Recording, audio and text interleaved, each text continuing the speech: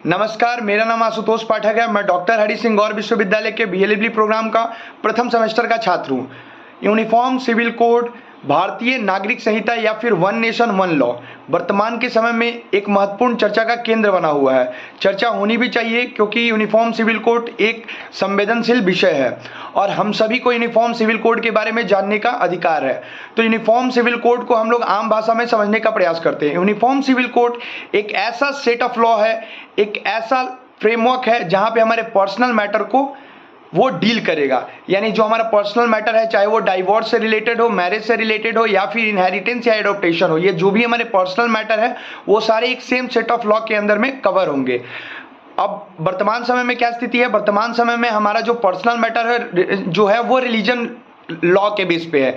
यानी हमारे जो पर्सनल मैटर के जो भी वो हैं वो हमारे पर्सनल लॉ पे बेस्ड है। हिंदू के लिए अलग लॉ बने हुए हैं, मुस्लिम के लिए अलग लॉ बने हुए हैं, अलग अलग रिलीजन के लिए रिलीजन बेस्ड पर्सनल लॉ है।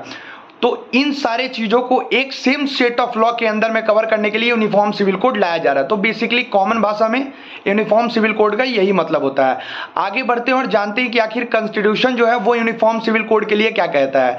तो आर्टिकल 44 जो है वो कहता है कि the state shall be endeavoured to secure for the citizen a uniform civil code throughout the territory of India. तो आपका आर्टिकल 44 जो है आपके इंडियन कॉन्स्टिट्यूशन में, उसने भी यूनिफॉर्म सिविल कोड के बारे में कहा है कि भारत के पूरे जो भी भारत का हिस्सा है वहाँ पे यूनिफॉर्म सिविल कोड होना चाहिए। और साथ ही साथ ये जो आर्टिकल 44 है वो डीपीएसपी के अंदर आता है, यानी directive principle of state policy, जो कि हम लोग कोर्ट के माध्यम से इन्फोर्सिबल नहीं करा सकते जब तक पार्लियामेंट इस पर लॉ नहीं बनाता है। तो हमने कॉन्स्टिट्यूशनल इसका बैकग्राउंड देख लिया। अब हम लोग आगे बढ़ते हैं और देखते हैं कि आखिर यूसीसी आता है तो हमें क्या फ़ायदा है, क्योंकि हम तो अपना बेनिफिट देखेंगे। तो यूनिफॉर्म सिविल कोड अगर आता है, भारतीय नागरिक संहिता आता है, तो सबसे पहले तो हमारा जो हम लोग बोलते हैं कि हमारा जो देश है वो सेक्युलर है, तो इसके आने से जो है ना रियल सेक्युलरिज्म जो होगा ना उसका प्रमोट होगा, उसको प्रमोट किया जाएगा। अब रियल सेक्युलरिज्म क्या है? तो हम लोग जो है ना सेलेक्टिव एरिया में सेक्युलर हैं और अदर सेलेक्टिव एरिया में सेक्युलर नहीं है। पर अगर क्राइम हो गया तो क्राइम के लिए सबके लिए कॉमन सेट ऑफ लॉ है। अदर अगर पर्सनल मैटर हो गया तो रिलीजन के ऊपर में छोड़ दिया जाता है। तो हम लोग जो है ना सेलेक्टिव एरिया में सेक्युलर हैं।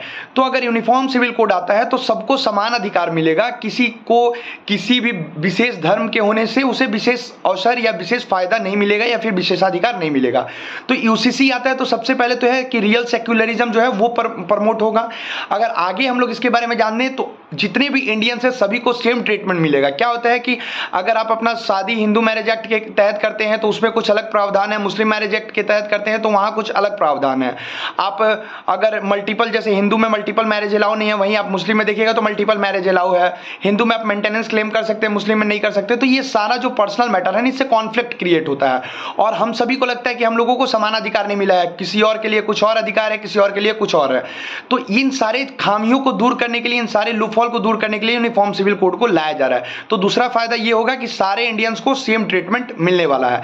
बेसिकली इसके बहुत सारे फायदे हैं, बहुत इस पे अगर चर्चा किया जाए तो बहुत लंबा वीडियो हो सकता है, लेकिन हमें शॉर्ट में वीडियो बनाना है। तो बेसिकली ये सारे फायदे हैं और यूनिफॉर्म सिविल कोड की वर्तमान में भारत में आवश्यकता, अति आवश्यकता है।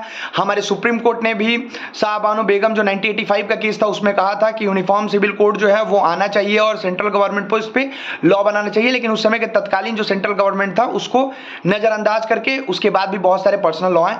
तो ये एक अलग विषय है। तो यही यूनिफॉर्म सिविल कोड के बारे में बेसिक जानकारी थी। तब तक के लिए बहुत बहुत धन्यवाद।